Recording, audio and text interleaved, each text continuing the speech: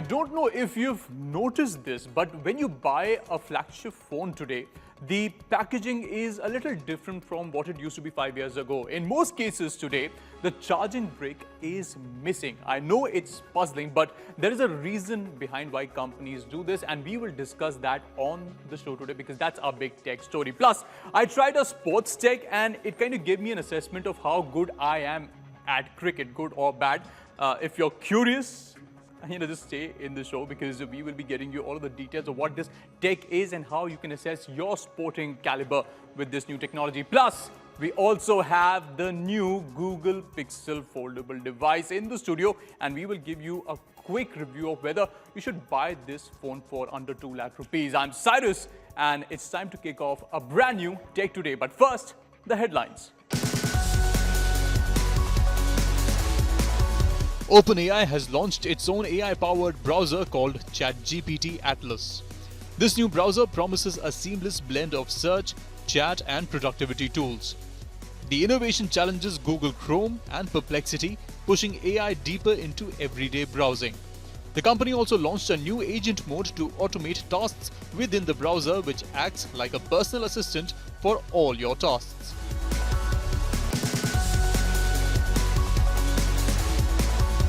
OpenAI claims Meta's new policy may soon restrict access to ChatGPT through WhatsApp and other Meta apps.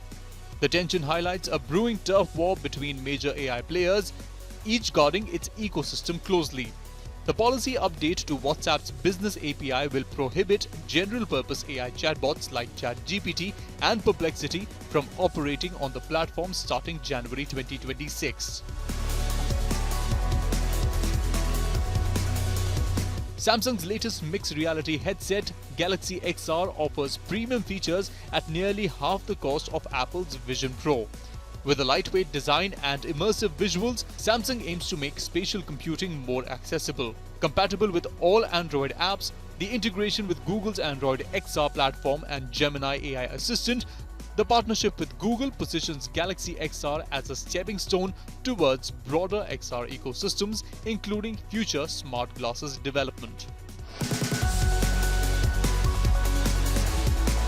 And Amazon is equipping drivers in the US with AI-powered smart glasses that display navigation and delivery details right in their field of view. The wearable tech aims to reduce phone dependence and improve delivery efficiency. The glasses leverage computer vision and AI to scan packages, provide turn-by-turn walking directions, and automatically capture delivery proof, keeping drivers hands-free.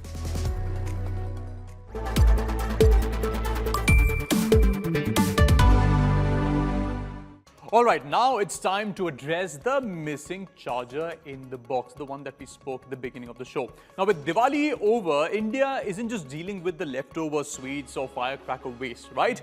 We are staring at a mountain of e-waste. Now, what exactly is e-waste, you ask? Let me tell you.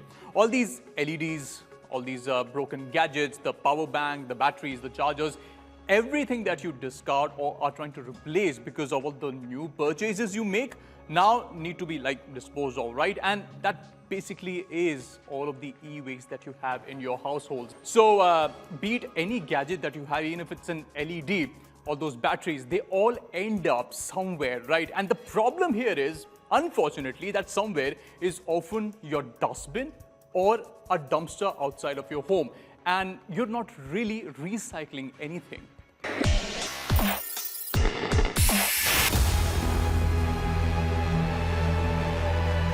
The Global E-Waste Monitor 2024 estimates the world generated 62 million tons of e-waste in 2022. That's projected to hit 82 million tons by 2030. India's contribution is significant, from 1.01 million metric tons in 2019-20 to 1.751 million metric tons in 2023-24. And despite around 72% rise in e-waste over 5 years, the formal recycling rate reached only 43% in financial year 23-24. This is a significant leap from 22% in FY 2019-20, but still far behind from where we should be. The good news is that the Indian government has made e-waste management a national priority. Under the E-Waste Management Rules 2022 in India, every producer, importer and brand is now bound by extended producer responsibility. This means that for every new gadget sold, companies must ensure an equivalent amount of old waste is collected and recycled. With inspiration from EU's Waste Electrical and Electronic Equipment Directive, the Indian rules include provision for producer responsibility, collection systems, and targets for e-waste collection and recovery. Maybe that is one of the reasons you don't get additional accessories in your new phone box like you used to get earlier.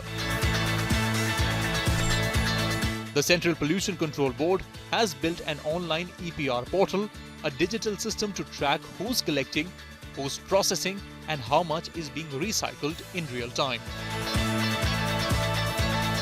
India has also partnered with the UNDP and the Global Environment Facility to set up formal e-waste collection centers across cities.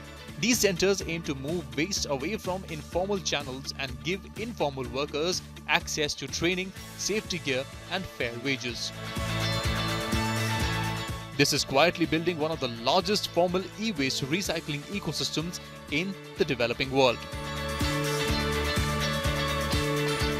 The private sector is finally waking up to this e-waste challenge, though some are faster than others.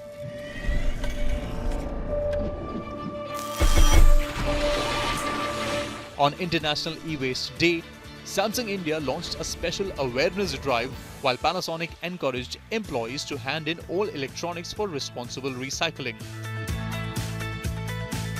Brands like Apple, HP and Xiaomi are also stepping up with trade-in and collection programs to keep gadgets out of landfills.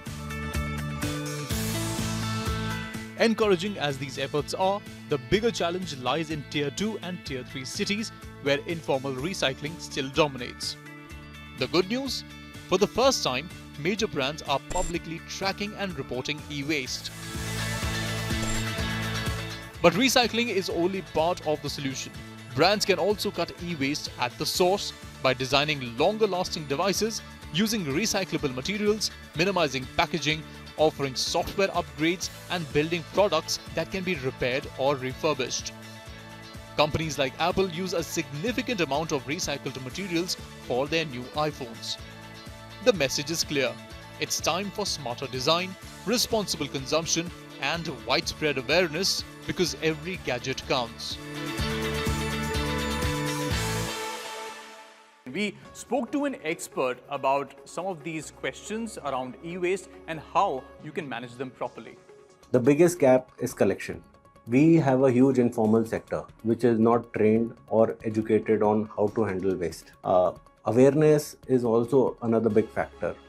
People are not aware that how easy it is for somebody to dispose of, say for example, their old e-waste to the right formal sectors. And finally, we need trust. So we need to trust our organized players on doing the right thing with the devices, especially if you talk about old phones, if the data is being destroyed. So these three factors have led to a pile-up of e-waste in India. We also need to look at the grassroots level of schools where we educate children about the danger of e-waste, how to dispose it off responsibly. Now, here are a few effective steps we can follow to ensure that we can manage e-waste better. Strengthening formal recycling infrastructure. Now, India needs more authorized resellers and recyclers.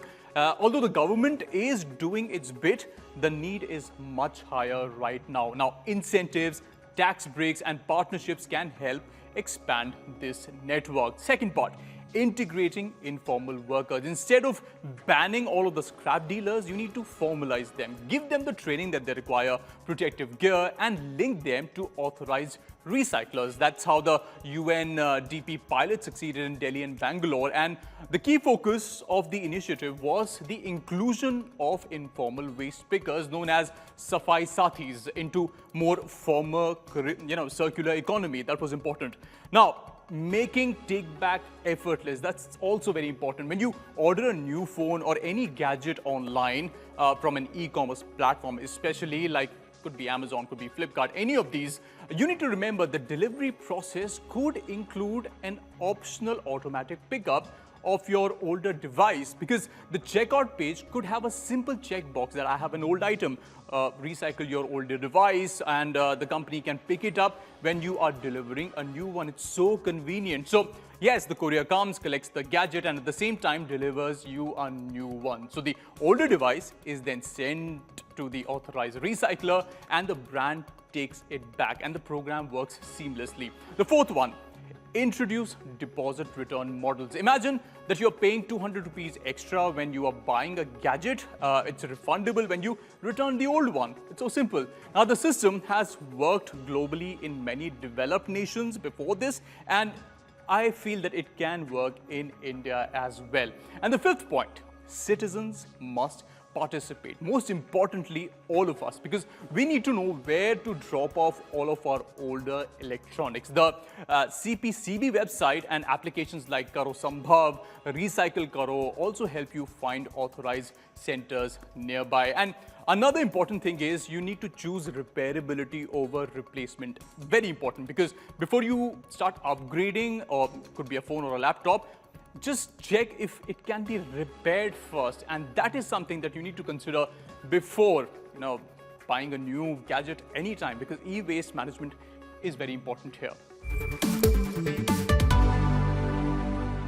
Now remember, post the festive season, as India starts cleaning up its streets, it's time that we clean up our digital waste as well. The government has the policies in place. Brands are also joining in with their effort, and responsible citizens like us can close that loop by simply making recycling a part of our daily routine. Now it's time for our next segment, for which I need to change my getup right now, and I also need a cricket bat. So I think we need to move out of the studio now. Let's go.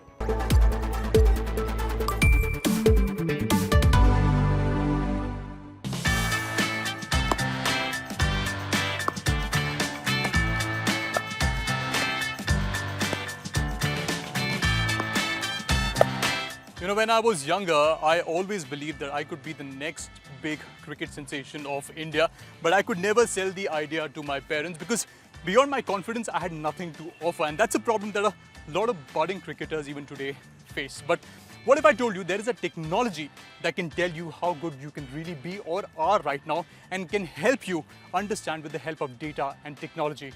There is a tech that can help you become the next, maybe the Virat Kohli of India or PV Sindhu. Let me show you how.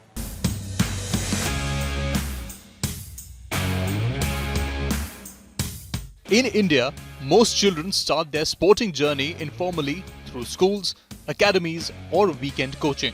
But the systems that track progress or identify talent early are still fragmented. There is no single, standardized or tech-driven model that helps parents, coaches or schools understand where a child stands or how they can improve. And if there are any, they are accessible only to huge enterprises and big city academies, meaning millions of kids with raw, untapped potential are left undiscovered.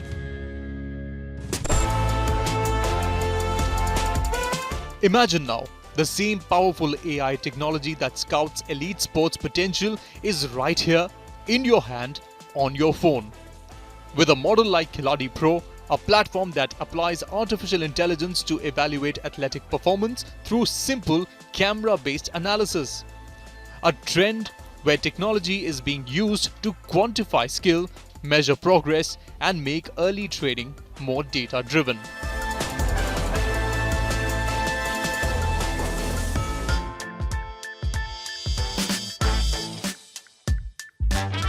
So, to understand how this works, we decided to try it out firsthand.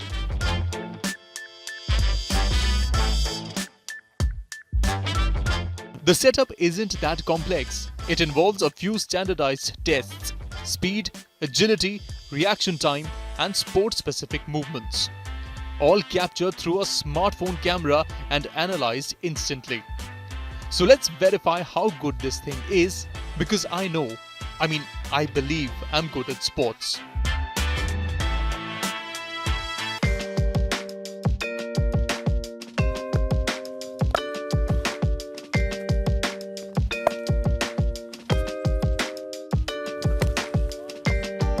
lot of the cricket today is about power hitting. So this particular drill is to understand how far I can actually hit the ball, how my bat swing is, and basically overall power that I can generate while hitting a ball.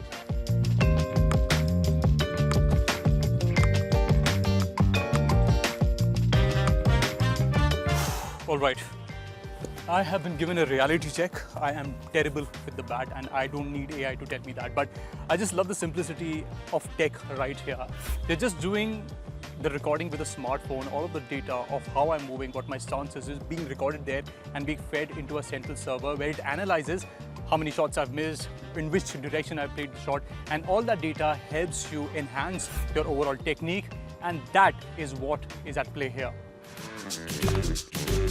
As you can see, it tracked my bat flow, stance, bowling action and release of the ball, and there it is, a detailed performance breakdown with a score, strengths and improvement areas. I think I need to work on my skills now because the results are quite revealing, not in a competitive sense but as a personal progress tracker. You get to know where you stand and how to get better. These are specifically designed models that are meant to understand biokinetic motion as well as motion of different sports and physical objects. So because of this, we are able to deliver on top of mobile video, that being the key secret sauce to solve this for India. And then each of these 60 plus models we've created have gone through a very rigorous activity of multiple training cycles to get all of them to 95% plus accuracy, with some of our models more than 99% accurate today. Now, going further, as this technology expands, what the role for the ground coach or the in-person coach ends up being is actually way better than what it is today. Today, if you go to an academy, a coach ends up spending majority of their time actually helping organize things and helping different kids perform different sorts of drills. While with AI, you can actually have every kid have a personalized plan, and the coach comes into the role of a mentor more than a specific skill-driven coach. What this allows us to actually do is free up time and allow coaching to be very personalized, even in group academies, which is the standard use case in India. So you could have an academy with 50 kids. What you would want is every kid to be able to perform a specific personalized roadmap for themselves, which the human coach is able to help and support them in. I think where we are at today, the government and the larger community in general is trying to anchor what the goals for 2036 should be. Once they are in place, I think we'll have a much cleaner roadmap on how to proceed and how to grow this further over the next decade in India. Khiladi Pro cricket assessments have been very helpful for my game, as I've understood small technical details in my batting and bowling that I wasn't aware of earlier. I personally like the power hitting drill and the bowling accuracy test. I have seen noticeable changes in my game over the last 3 months after taking the assessment, and will continue to improve through the improvement curve provided by the coaching panel at Khiladi Pro. The aim, according to the creators, isn't to replace coaches, but to add a layer of measurable data to grassroots training, something India's sports ecosystem has long lacked. In a structured video, you can keep going onto the video, run it through slow motion, see the foot position. A lot of these things come when you get the data in the format that you wanted as a coach. So analysis becomes much better. If these tools work as intended, they could make early training more accessible, personalized and measurable, giving every child a clearer sense of their sporting strengths. So this is how technology and sports are blending together, and this entire ecosystem is evolving each and every day. I am just glad that for any aspiring sports person, this kind of technology is available so that they can learn more about how they are performing, and also helps parents understand the potential of every child in India. And I'm sure with this tech, the future of sports in India is definitely bright. Now, speaking of potential, does the new Google Pixel Fold have what it takes to be the king of the hill in terms of foldables in India? And should you really buy this phone under 2 lakh rupees? Let's check out everything about the new Pixel Fold in our review.